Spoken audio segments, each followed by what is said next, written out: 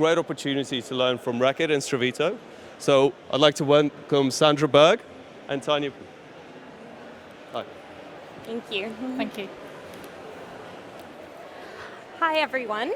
Thank you so much for joining us here today and taking the time to join our session. So I'm Tania Poelmann. I'm an account manager at Stravito, and I'm thrilled to be sharing the stage today with the incredible Sandra Berg, who is a senior insights and analytics manager from Reckitt.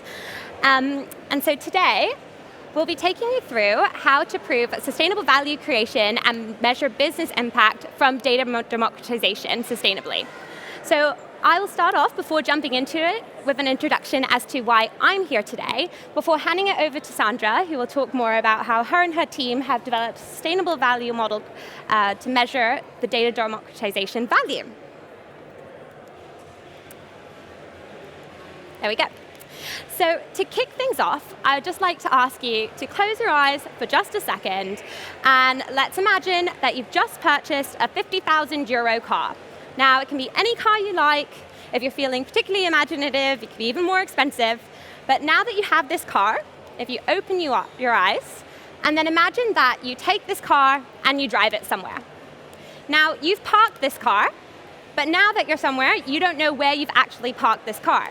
So you can't find it anywhere, and now instead of delivering on the value that it's intended to do, you're now wasting precious time searching through the parking lot looking for this car where it's just gathering dust somewhere in the corner. So this is why Stravito was created. Well, kind of. So the same thing happens every day when it comes to research and insights in organizations.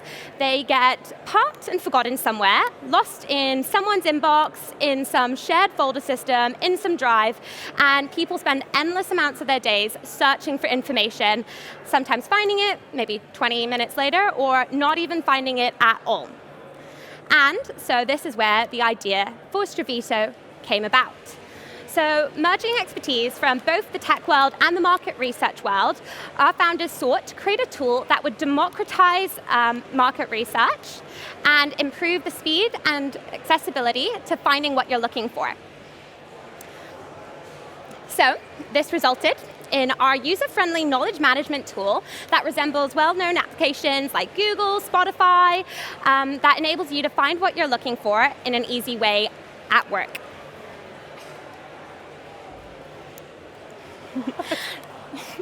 But now, tech alone isn't the only answer. The technology that helps us to solve these challenges is only one part of that equation. And staying ahead of the market requires innovation and working with global organizations so we can better understand their changing challenges daily. So, an integral part of our product development has been working with like-minded insight leaders and teams who have chosen to partner with us. So here you have some examples of some of those lovely organizations that we luckily get to work with. And as well for us, luckily one of those organizations is Reckitt with Sandra and her team, who use their Stravito-powered tool Lexi to put millions of euros of insights at their employees' fingertips. And Sandra will be sharing more about how they're measuring the value of this data democratization with their sustainable value model. So I'll hand it over to you, Sandra. Thanks, Tania. So cool. Before I start about value creation, I want to take a step back and just really talk a bit about the challenge that we were facing before. So I joined Reckitt about 2.5 years ago, and at the start of my career there, we did an internal survey where we just really asked our I&A peers, how much time on average are you spending for searching for information to feed that back into the organization? Well, the number that occurred from that survey was 10 hours. Which is more than 1 day a week that they're spending on just simply searching. I would say quite a waste. We can use our time better, right? So how to do that? The other part was 70% of the content that we get of all of the reports, we've seen that those remain unused. So what happens is you get a research report delivered to you, you look at it for the first couple of days or so, you retrieve your insights, but there is often an appendix that is massive, that is just there because we want to have everything for completeness. But are we really looking into that? No, often it isn't the case. So that was the second one, the second challenge. Then what I did was actually talking to our IT partners, because probably you have the same. We use mostly SharePoint and OneDrive and Outlook. And I wanted to understand how many SharePoint folders contained INA-related information. Well, with some keyword searches, we've identified over 5,500 of them. So massive. So it was just like I was overwhelmed and even didn't know where to start. Luckily, we had 200,000 files already in one consolidated folder. So that was a good start to work with. The only issue there was that we couldn't search them as easily because you still had to open the document, go through it, and then start extracting the insights and curating it in something else that you wanted to. So that was our challenge. We then implemented Lexi to really for 3 key things. So have one place to store and share information from, so democratize the consumer learnings. Then also to motivate reuse. So remember what I just said about the SharePoint folder, the curation of the content in these DACs. You need to open it, you need to take a slide out, then you open another DAC, you take the slide out. So how do you motivate reuse to make it as seamless as possible? So that was the second one. And actually the third one, which is the most important one for us, to get the most out of every pound we spend on research. I had a conversation last night during dinner with some people, and it was about the need that we think we always need new things, that new things will bring us better insights. But actually there's so much wealth of information available with companies like Reckitt that often it's better just to take a step back, see what you've got, and then take a step forward and start investing. So that was one of the things. So when we implemented Lexi now, year and a half fast forward, we've got over 400,000 files in Lexi. We've got 2,500 users, which means we're covering most of our marketing community in that. So it's not only INA, it's also marketing. And by the way, over the 400,000 files, it's not only consumer insights, it's also stuff from R&D, and it's also shopper insights feeding into the platform, so we have a mix. And that results into 1,800 views for the last month of file views. With these numbers, I'm like, great, right? This looks like pretty good results. But then we actually asked ourselves the question, is how do we prove that actually these numbers are adding value to our business? Because it's mostly user statistics, right? So in this climate, often, I'm sure you know the same, we are pushed by the business for delivering cost savings, really making sure that we spend our money wisely. So we thought, okay, how do we build a model? So we had a conversation with our finance team, our procurement team. We had conversations with your finance team, your procurement team, even data, just to really understand, okay, what are the elements that we need to pull together to create this model? Because effectively, it's not that we have a model readily available that you deploy and shows, okay, this is the value that comes out of your knowledge management system. So following those conversations, we identified some key parameters that needed to go in there. So it was basically 3 key elements for the value creation model. The first one is about user behavior. And let me be really specific. You just saw the 1,800 file views. I was thinking back when I was still in university and writing my master thesis, I would go to the library, would take a book out of the shelf, I would scroll through it and then see, is this relevant for me or not? If it wasn't, I would put it back. So for us, views, nice number, nice to have, but does it actually indicate that reuse? So that's what we said, not necessarily. So we started looking at statistics from the platform that indicate the curation and the reuse. So that was one part. The second part was around user angle versus files, because the knowledge comes from the files, the assets, not necessarily from the user. Yeah, the user reuses it, but you have a certain value already represented in there. So we looked at it from a file angle. So then we go to the measurable impact, which was the second one. And the measurable impact is, of course, cost savings. Can we do that? Because that is the traditional ROI model, right? How much cost savings does this deliver? How much research are we not executing because we have this? And that's a difficult one, to be fair. The same goes for time savings. Because with the time savings, we had a particular challenge, and I actually dismissed this one off the table right away, because we had change management in this. Remember the 10 hours at the start that I mentioned? Those were 10 hours for INA peers. but that was not considering marketing. Our marketers usually went, INA, can you give me an answer to this question, instead of searching themselves. So yes, the time searching for information for INA might decrease, but overall the time spent on searching for information within the organization, especially for marketeers, would increase. And so that's why we said, not perhaps the best indicator to focus at. So we looked at something different. We looked at the value of all of the files that represented in the tool, and then the active files. So really looking at, well, what's the value does it represent? What did it cost us to execute that research? So that's the key one for measurable impact. And then the third one was a qualitative assessment, and this is a bit of actually a result of the conversations that we had around the first two. There is as much that you can measure within a platform, right? Because these statistics on file use, very nice, and you can see that it's curating, but it doesn't necessarily tell you how the information truly impacted a business decision or an idea or whatever. So that is a conversation that happens between people outside of the platform. So that's why we said, you know what? We can't put a number to that, but what we can do is give use cases back to the business where we show, okay, this is how the information was used. So all these three together then bring that value creation model. Is it done? Now today, we've got a zero measurement. So based on this information, we created a snapshot for last year, which will be our benchmark. So what about the know what and so what? That's the thing that we have to learn over time, because I don't know what good looks like. I don't know what KPI I have to put on this knowledge management system. The only thing I know is that compared to last year, I want to do better. So that's how we approach it. And it might be that over time, we will evolve it, because from the file data, we know what the actual yield of the assets is, and then going towards a more traditional ROI model. But at least this is a start to start measuring things already.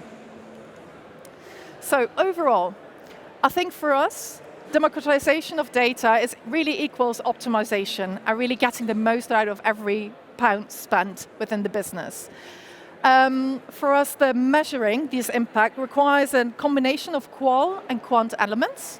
So really making sure that you measure the behavior, that you quantify the business impact, because that is it, right? It's not only about saying this is the value it represents, but building the bridge to the business decisions in the business.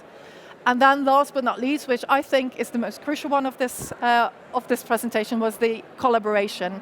I would have not been able to deliver this value creation model without the inputs of my peers at Reckitt within finance, within procurement, but the peers at Stravito with finance and procurement and data were absolutely necessary as well, because they know the data, we don't. There might be even more than we first see, and that was crucial in making this succeed.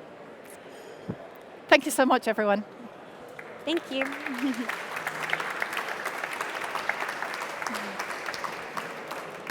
you very much. Thank you, that was fascinating, and something that is definitely very relevant, especially to my folder system, because everything is a mess. However, I think we've got some time for a few interviews. Yeah. Before we start with the interview ourselves, does anyone in the audience have any questions? No? Oh, yes? Oh. There you go. Really nice tool and really nice usage of it. Just wondering, does it have dashboarding capabilities built into it as well?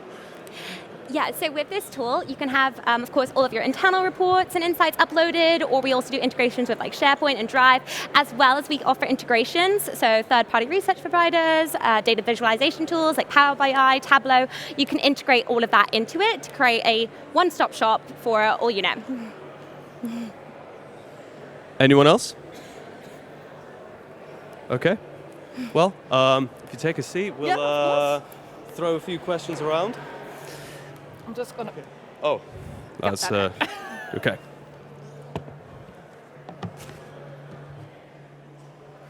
So, thank you for the presentation, and obviously the value of democratization is very difficult to get my tongue around. But so let's start with the obvious questions, especially from a marketing perspective. Lexi, what's with the name? Yeah. Well, I think if you implement a knowledge management system, you're talking about technology, you're talking about SaaS, which is very dry, especially for marketeers. So we wanted to humanize the platform. And that's why we wanted to choose a female name. And then Lexi for us is a short for lexicon, which is all the words used in a language or around a topic. So that's why we chose it. To be fair, other names passed or were considered, but those were not. Those were already taken in the market. So that's why we chose Lexi. Actually, that's a fantastic reason. I really like that. Good choice. Regarding the process of actually getting out, the rollout process, have there been any challenges? What was it like? Was it quite smooth? It was a journey. So I think one of the key challenges that we faced, you remember the 2,500 files that I was talking about initially. The migration of that was big. And it even caused my laptop to crash. So that was one of the biggest challenges. And literally, we needed to buy different hardware, which resulted in a conversation with Stravito saying, listen, we've got this really savvy platform. Why do I need to migrate things via Excel? Why can't we just do that simply in the tool? So this is an example of how this tool evolves over time. And that's when they actually implemented mega upload. So that allows us, so the 2,500 files that you'd see on a monthly basis, that's viewed but also uploaded for us. It's done because of mega upload. We don't ask our users to upload all of their files individually. What we usually do when we go into a market, we have the conversation, we ask them, okay, what are the SharePoint folders where you store the information? And if the numbers hit like 50 or higher, we don't want to bother the user with that big migration. So what we're going to say then is, we know what from the COE will do the upload for you, and anything that new that comes forward, that's your accountability. But for now, we do that. So this is one of the challenges that we faced. I think on the other side, what we learned throughout this implementation process, don't expect, and this is often what we see within FMCG, if you deliver something, it needs to be nearly a final product. And in this case, I would say it's tech, so it's always evolving. It can always be done better, and when you launch it, it is an MVP. We doubled the amount of files over a year and a half time, and it's only the tip of an iceberg yet. The ways of making sure that our users are using it more often, it's only the start. How the value creation model was developed and now rolled out in the first snapshot, it's the start, but we'll learn from here and we'll start iterating. And I think that is a bit more of a startup mentality compared to what you would usually see in big corporates. And that requires also stakeholder management with it. That was quite the challenge, but congratulations. Thank you. So I do have another question. So regarding, with any sort of internal change, it's difficult to get engagement, that's internal engagement, and when trying to come up with a new idea and trying to get your colleagues involved in it, it's definitely a challenge, and I've come across it, and I sure will again. So how did you tackle that? Yeah, we had, apart from implementing the tool technically, we had we still have a full user engagement and adoption plan in place. So we opened with a big bang, so really like an all session where we launched Lexi and introduced her to the company. And that was only step one. What we did within that session was also do like a training. Effectively, there's also, like what I usually say, how many of you were trained to use Google search? None of us did a training module, right? And Lexi is the same. You don't need a training module as to how do you search within Lexi. But the making it a training, it's a bit more, it lowers the barrier of the point of entry, so people just see how it's done in the first place, and then start using it right away. What we've done in these sessions, and we've evolved them, initially we were just doing demos, boring, dry demos, just very boring, dry. Well, it's just like, it results in people sitting back and relaxing, and it results in people just typing emails, right?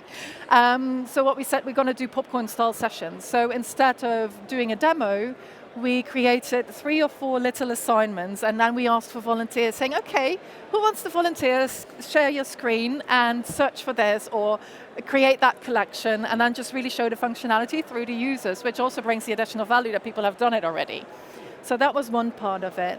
The other part was, for example, we had a lot of newsletters flying around, and we reached out to those key stakeholders saying, well, what if you start creating your newsletter in Lexi, using the links to Lexi, and then pushing it out? So that resulted in a lot of traction. And people like to celebrate. People like to show, people are proud of what they do. So at the end of last year, we did an award session. So we asked people to submit an entry for the award session, and and basically do that in Lexi. So that one resulted in massive uploads, but also in a lot of people going into the tool and just searching and seeing what the others did. And that was also a great way to engage. Those are the key components for really helping the user to get engaged, but then it's also like taking away some effort for the uploads, and that's done with the upload sprint. So we have an active program where we target certain markets, certain categories, and then just upload it from that way. Excellent. So we do have time for one more question. Yeah, and sure. that is so you mentioned the sustainable value creation model. Can you elaborate on that a little? Yeah, well, for us, I think it was also mentioned in the presentation. For us, it was really about really making it quantifiable, what we are delivering to the business, and it was totally different from the ways of working that the peers of finance and procurement are actually currently working with. So even when I had like the first conversation, it was like I was talking French and my finance peer was talking German, and we couldn't understand each other. It's like such different worlds, and trying to put something down that brings that together. So asking the questions, okay, what are your requirements to have this added to a system or whatever? So that was what the core is, just to bring it into the thinking of Reckitt about, okay, value creation, added value, but not only talking about cost savings. So expanding that scope, which is not only applicable to knowledge management platforms, it can be any system that you have, like data management system that delivers something, but it's not really, it's indirect value, right? So that was like the core of it, why we needed to develop it. And then actually the fun started. Because I really enjoyed the process of just thinking, coming up with that framework. It will still evolve. So I don't know how the snapshot of 2023 will look like. I don't know what their learnings will be, but I'm really much looking forward to see them. Well, I'm actually excited with you and for you. It's a great demo, and